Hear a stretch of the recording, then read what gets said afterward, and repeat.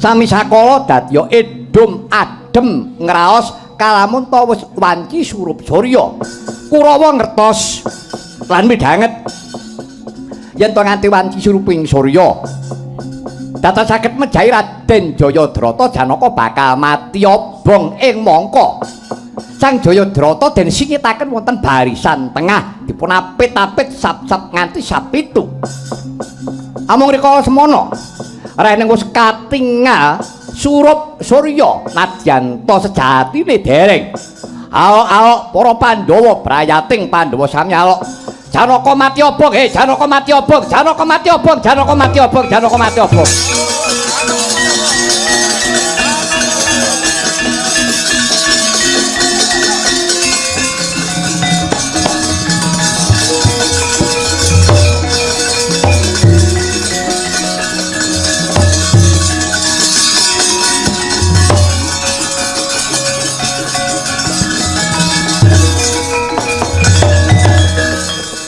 Koko Prabu berkah pangestu paduka kula saged ungguling ayuda. Oh, ngono kowe menang.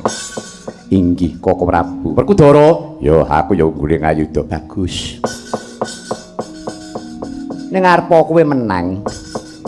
Ngene ya Yayi. Nalika ngarep pun Kakang wis paring dawuh, yen kowe ora mituhu karo dawuhipun Kakang, engko yen ana kedadian apa-apa kowe aja kaget. Jalaran si adik kowe ninggal piwelengipun Kakang. Liripun kados pundi? Wah, hedek apa? Janaka kowe aja kaget. Iki anakmu Praba Kesuma. Sumitra lawan Abimanyu gugur ana madyaning palagan kae kunarepane si Abimanyu sawangen. Oh.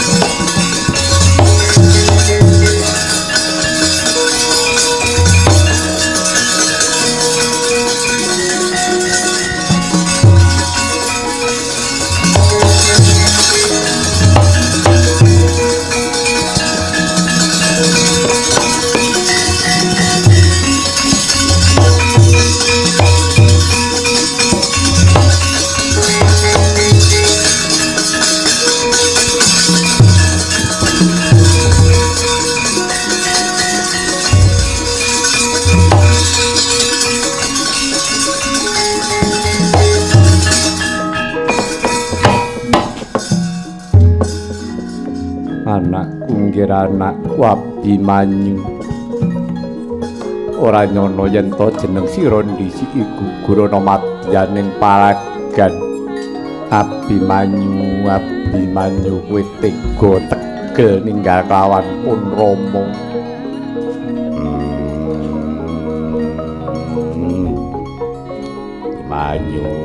Abimanyu apa kowe ndisiki gugur ana madyaning palagan?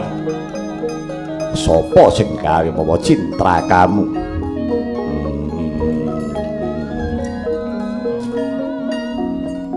Arjuna. Mengko dhisik. Yektine kabeh para sesepuh, para pinisepuh arep kepengin ya kuwi njaluk kunarepane si Abimanyu nanging Gatotkaca ora entuk. Iya nggih. Kok yo diwulungake kunarepane kadangmu si Abimanyu mboten wong. Badhe yo kados pundi menika kadang kula. Menika adiku ingkang sanget kula tresnani. Taksih alit kemawon kula gendong mriku mriki. Ngantos Abimanyu dumawah wonten ing samudra. Kula mboten trimah wonten lampahan ingkang kados mekaten.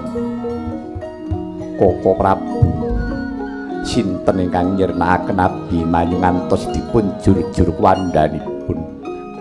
Ya. Yen to perkara si Abimanyu gugur iki pancen rikala semana ketipu tiban pusaka panah jemparinge Kurawa kuwi kalebu netepi prasetya nalika dhaup kelawan Si Utari yen aku ora jaka tenan muga-muga besok patiku diranjap jemparing 1000. Lah iki wis nemai ning ya kuwi ajure kuwandane Si Abimanyu sing ngejur-jur ora ana liya kejaba mung Jayadrata.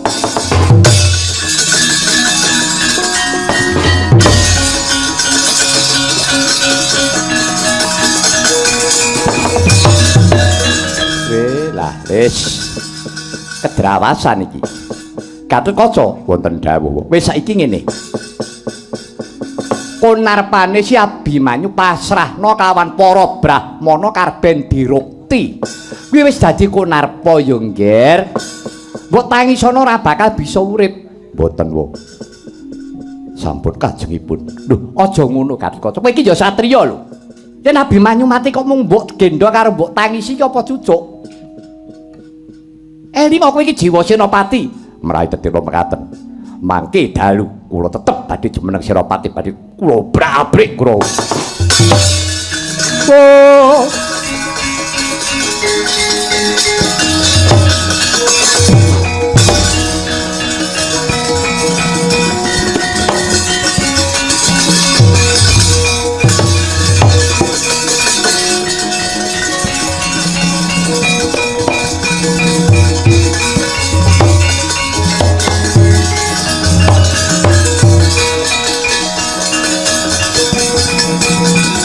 Nyandi Yayi Arjuna kok los tanpa pamit.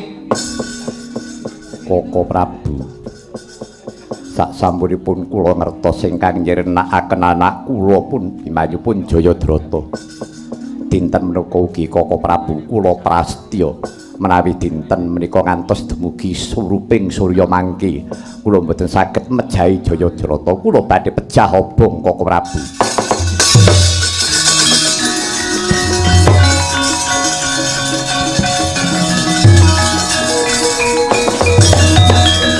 Petro, Dun. Iki mau sak kedheping netra wae aku wis krungu wong sumpah wong prasetya wong loro. Sinten? Daramu Arjuna iki mau. Iki yen nganti tekan suruping surya iki mengko yen ora iso mateni Jayadrata daramu arep mati obong. Lah niki pun jamping dan niki pun sengenge pun glewang. Semono uga daramu Gatotkaca. Ndara Gatotkaca pripun? Gatotkaca yen to ora dikeparengake ya kuwi ngrukti konarpane Si Abimanyu mengko bengi Gatotkaca bakal ngobrak-abrik Kurawa kuwi prasetya. Lah dalah niku Ndara Gatotkaca iya. Lah terus iki mengko yen nganti ora kelakon kepiye? Borong Koko Prabu. Lah rak tenan to. Borong kepiye? Kula nyemanggaaken keparipun Kanjeng Koko Prabu bosipun dinten menika Jayadrata pejah. Wis. Ya. Wis, watone kowe manut pun Kakang.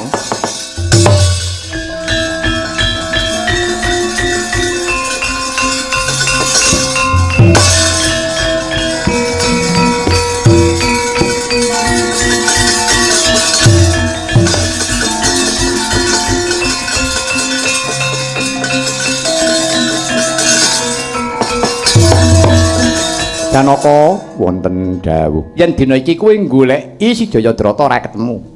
Sababipun Jayadrata iki barisane manggone ning tengah. Saka ngarep, saka mburi, saka ngiringan kuwi sap-sapan. Kuwi sapitu kabeh. Dadi sengara yen arep nyumurupi kelawan Si Jayadrata. Ning iki ana cara, sabab Kurawa ya tetep aku culika dadi menungsa kuwi ngunduh wae penggawe. Keparipun Koko Prabu. Kowe mengko waspadakno ya, waspadakno. Iki mengko soroting surya tak aling-alingi senjata cakra karben ketok peteng. Petro, Dun. Sing metu niki. Ya, wis saiki. Kok menawa nek entuk biaya meneh. Aja wedi kangelan. Nggih, pripun? Dina iki kowe gawe ya geni. Geni napa? Kowe gawe ya geni, etok-etok nek Janaka mati obong. Ngobong damen entuk. Ya sak karepmu. Wase ketok ana geni murup. Oh nggih. Nggih, pun sagah mengke kula nglempakne pun. Pokoke Budhe saged murup to niku. Iya. Mengko Janaka waspadakno ya. Engko waspadakno. Engko yen ana rame-rame Janaka mati obong, Janaka mati obong kowe engko nyaketana ning barisan kono. Endi sing dengongok?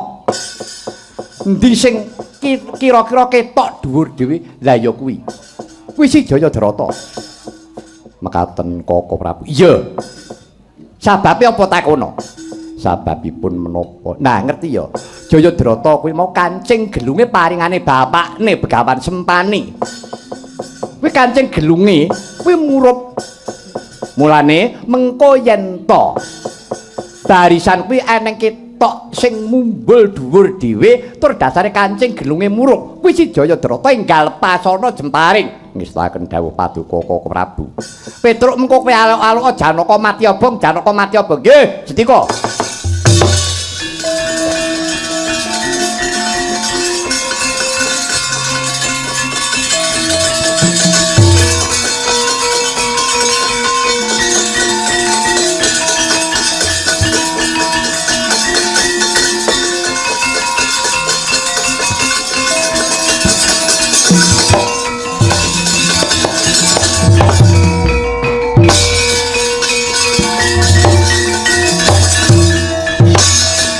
Kocap kacarita kayata mangkono reka dayanira Prabu Kresna ngambah Dirgantara Sarating Surya den aling-alingi senjata cakra sami sakala dadya edhum adhem ngraos kalamun ta wis wanci surup Surya Kurawa ngertos lan midhanget yen to nganti wanci suruping Surya dados saged mejahi Raden Jayadrata Janaka bakal mati obong ing mangka Sang Jayadrata den singitaken wonten barisan tengah dipun apit-apit sap-sap nganti sapitu. Amung rikala semono rene wis katingal surup Surya nadyan to sejatine dereng. Alok-alok para Pandhawa brayating Pandhawa sami alok. Janaka mati obong, Janaka mati obong, Janaka mati obong, Janaka mati obong, Janaka mati obong.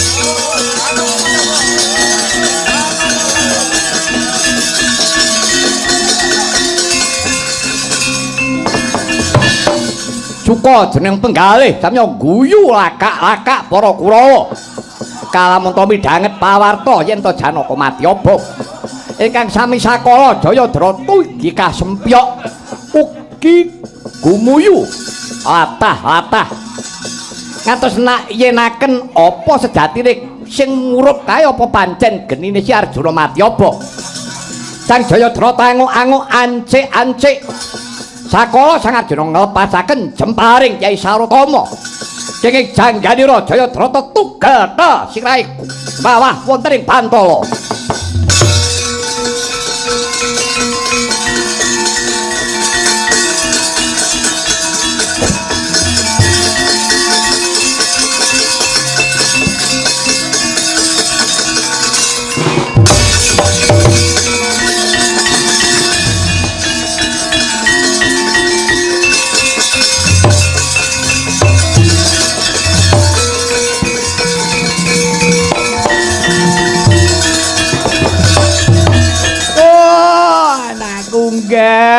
Anakku Jayadrata lah kok kowe mati tenan Jayadrata kowe kapusan Kurawa goblok ora ngerti diapusi karo para Pandhawa kaya ora krasa korban anakku si Jayadrata Jayadrata aku bapakmu Begawan Sempani ya ngger ya aku duwe sebda mandi cipta dadi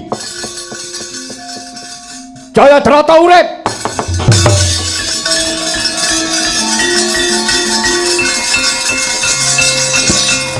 kacarita nadyan datan saged ngunandika Jayadrata nadyan to gumlundung mung kari mestaka nanging pranyata mendelik mripate melet-melet ilate kaya nyapluk mungsuhe.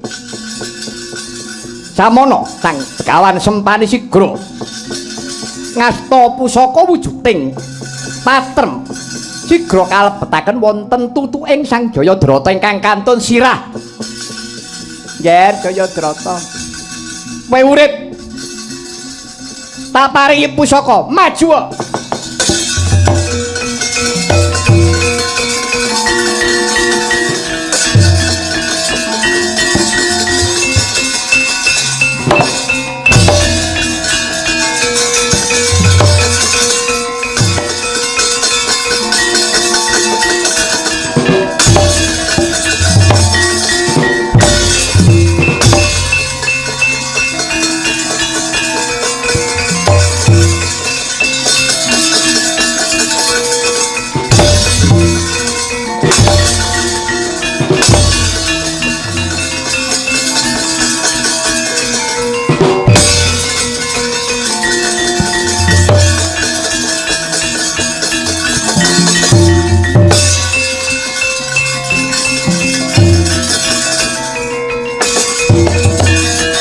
Ya Jayadrata urip.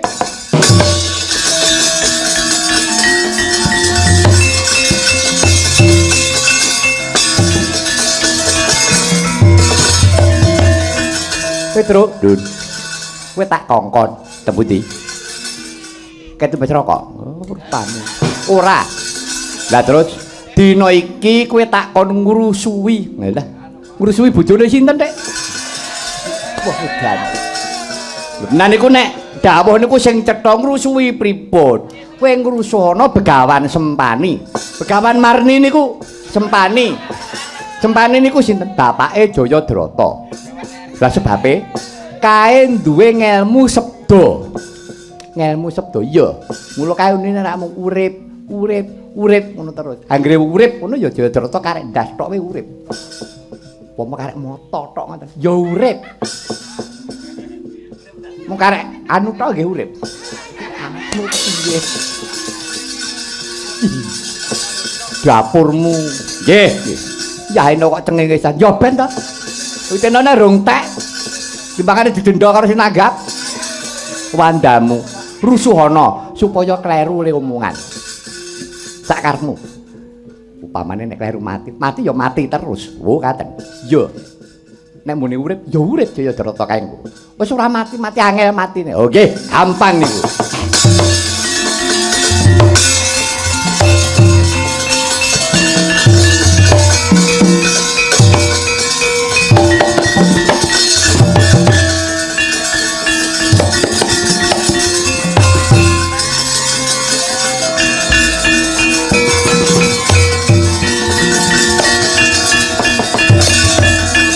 Anakku Jayadrata urip saka keparenging Gusti Kang Arya Jagat. Jayadrata urip. Anakku urip. Jayadrata mesti urip. Wong edan. Jayadrata urip mati. Lah, mau kon urip terus. Sok urip, sok mati ya sok jeblok. Ora songo ya ora urip. Kula modar. Jayadrata urip, mati. Iki cangkemmu ki ngaliya kono, tak kei dhuwit minggato. Aja ngregon-ngregoni. Mah ora butuh dhuwit aku nang kene kok. Jayadrata urip, mati. Urip mati. Alah diomongi kok. Urip mati. Ora eneng kok nglungsungi kaya ula. Urip mati. Alah, mati. Anakku Jayadrata mati. Aduh. Ah!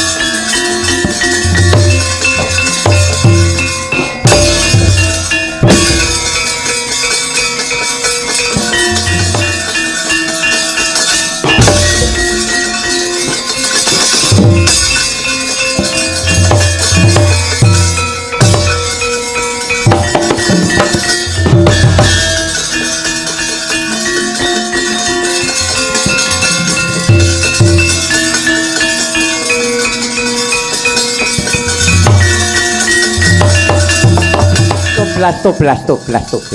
Kejem kowe Werkudara, kejem kowe. Mung kari sirah tok wae mbok jur-jur kaya mengkono. Ya, ayo. Jayadrata mati bapakne. Ayo belakno Begawan Sempani.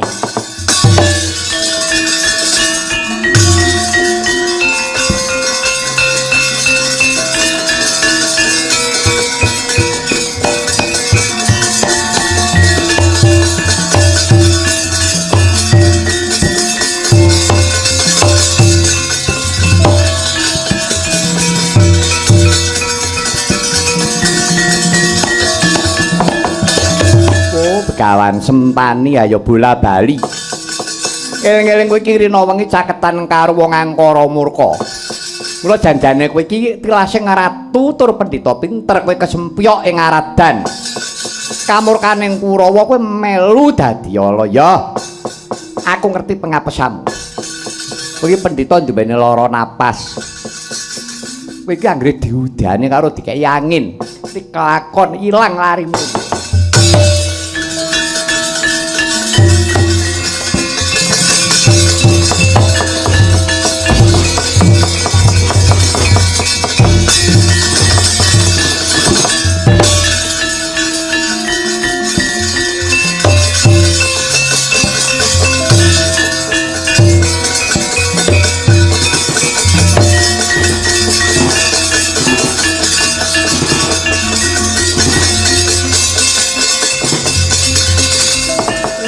Lagi terang sesore kok wis udan kaya mengkene. Mongko aku wis nang paprangan arep ngeyup nyandi. Arep golek pangaupan yo angel. Aduh mongko adem ora ilo-ilo ngungkuli tambak. Iki nang kono wis adem wis ngantek-entek apa-apaku. Aku semelang nek ora tukul. Lah kok iki diudani kaya ngene aduh Gusti, adem ora ilok-ilok piye awakku iki.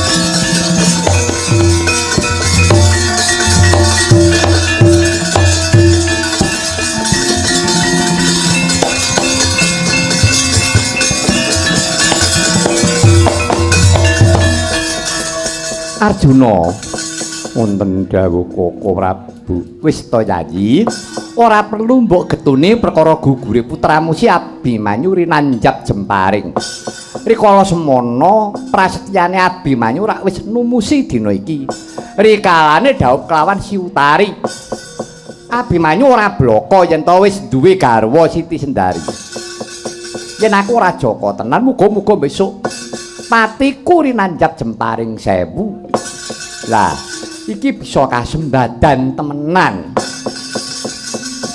mula kabeh kuwi mau prasetya kuwi kebak ing pengati-ati tuladane kaya prasetyamu mau Janaka upamanipun Kakang ora melu rumagang gawe lagi kepiye dadine nglakon mongko durung si Gatotkaca Gatotkaca ku ya duweni prasetya marang si Abimanyu. Prasetyane si Gatotkaca. Gatotkaca paribasan tresnane karo Abimanyu dilabuhi nganti mati. Mengko bengi Gatotkaca kepengin bakal mati dadi senopati. Terus iki cara kepiye Werkudara?